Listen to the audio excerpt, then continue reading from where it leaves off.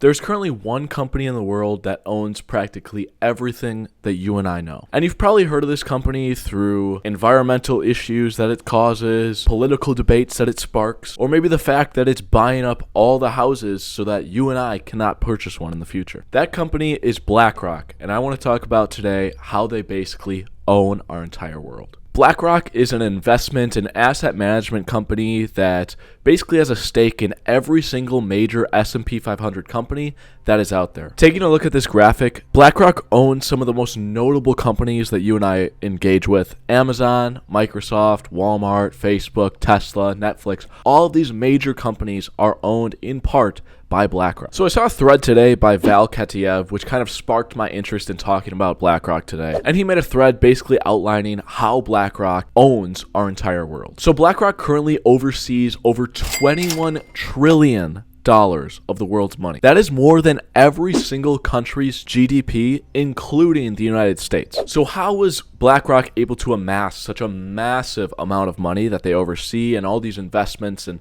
how are they able to be involved in so many different aspects of the world? Well, BlackRock started in 1988, and they began investing in various different assets and various other securities so that the company could build up its investment portfolio for its current investors and shareholders. But the thing that really took over BlackRock's success is this supercomputer called Aladdin. Aladdin basically directs all of the investments that BlackRock makes and lets their investors know how risky an investment is, how to manage that risk, and where to best put your money. Using this supercomputer, BlackRock has been able to infiltrate basically every single industry and every single corner of the world that you can imagine. But BlackRock's success isn't solely based on Aladdin, it's also because of the people that are involved in the company. BlackRock hires former government employees to work in senior leadership positions at the company to try and regulate various economic procedures that they want made. And they also fund political campaigns to get the people in office that are going to better support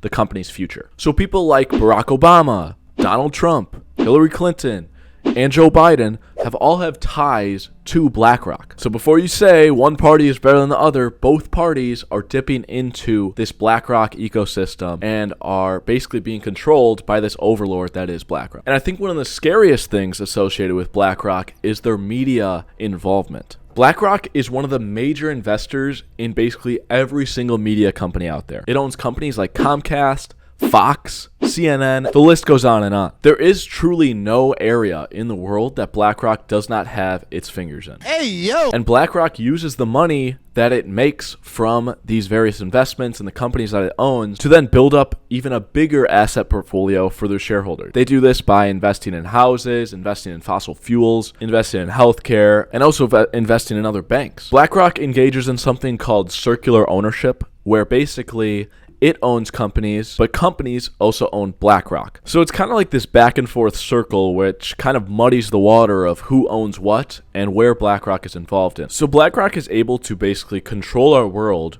from three various different points. And that's their data that they gather from Aladdin.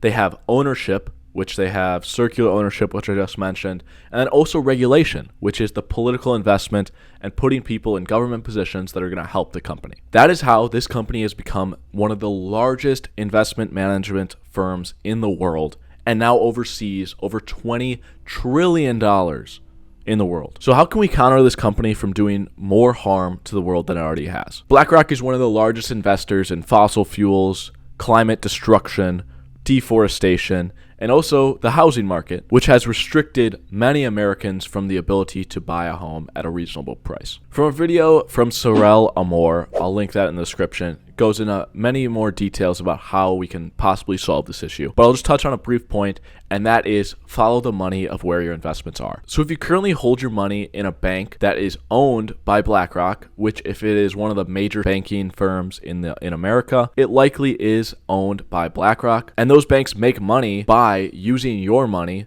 to make other investments that are in turn helping BlackRock and the bank itself. So instead of banking with one of these major banks, I would in turn switch to maybe a local credit union or local bank that is a little bit smaller and has not yet been infiltrated by BlackRock. It is very difficult to not engage with something owned by BlackRock just because of the sheer amount of companies that BlackRock actually owns. But trying your best to avoid BlackRock companies as best you can and to try not support this major global economic figure that we currently have. In my opinion, it's super scary that we have just one company owning basically our entire global economy. And what I also think is super scary is that they own a large stake in the media.